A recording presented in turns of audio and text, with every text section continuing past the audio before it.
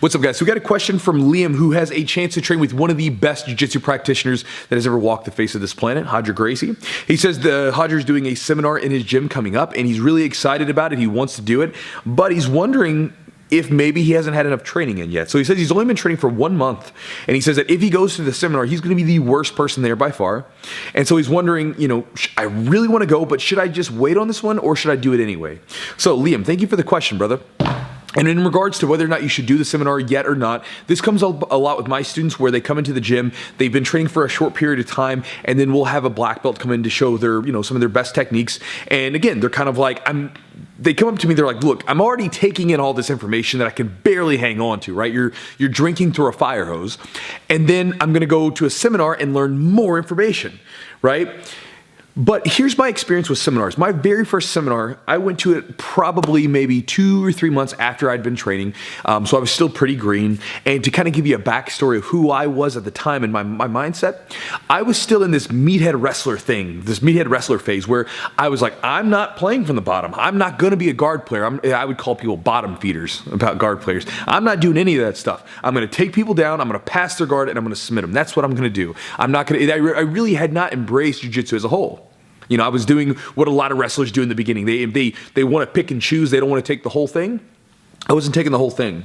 And so I go to this seminar, and by the way, I couldn't even do an armbar from guard at this time. So just want to throw that out there. So I go to the seminar, and Pablo Popovich is the guy doing the seminar. Really good jiu-jitsu black belt, and we were under him, like under his affiliation at the time. And so he comes in to do the seminar, and he was teaching butterfly guard. Now, I'm going to sound like an old man right now. Like back in my day, we did butterfly guard, right? Like terrible voice, but at the time, like butterfly guard was kind of like the new thing coming out, like from what we could see, because there was a little bit of half guard and there was like full guard, of course, but there was this butterfly guard stuff. He was showing some butterfly guard and daily Hiva sweeps and stuff. And again, this is like new stuff coming out. This is the stuff that was like fresh off the DVD like circuit at the time, right?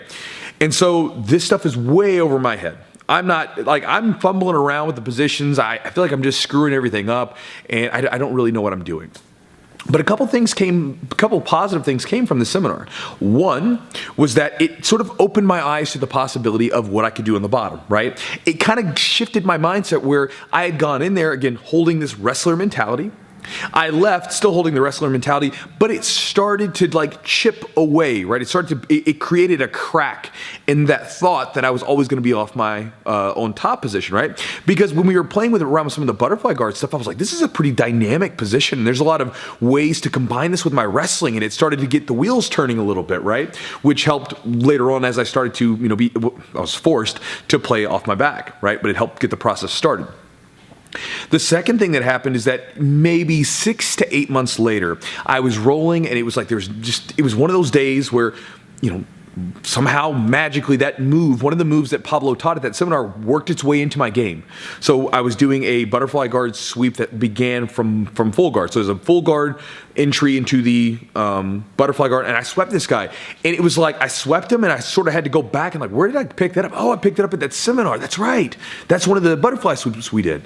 And so again, a lot of times when people go to seminars, for me, I go to seminars even now, and I love learning because you don't know what's going to stick. I'll give you a great example. There was one time recently, even now, as a black belt, I'm still learning stuff. I went to a seminar that I was teaching at. It was a big camp, and a buddy of mine, Mark Vives, Mark Vives, he's up in Chicago, and he taught this really cool crucifix setup. I wasn't a big crucifix fan. It wasn't really something I did. And I remember watching him, and I looked at it, and I was like, I practiced it a little bit, just didn't really think much about it.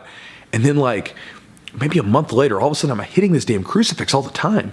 And I had to tell him, I was like, dude, I totally hit that on everybody. And so you don't know what's going to stick, right? And so your best bet is to be a sponge and just soak up as much as you can, right? Pull it all in. Now, here's the other thing I was thinking about.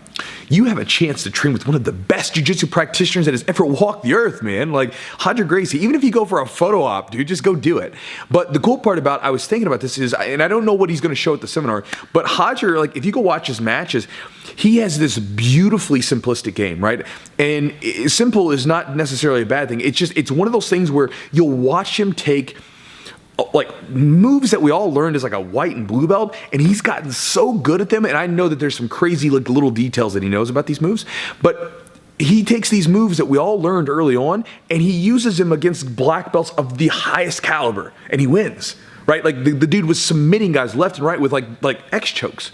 You're like, it was just unheard of at the time. I never saw anyone else do it, right?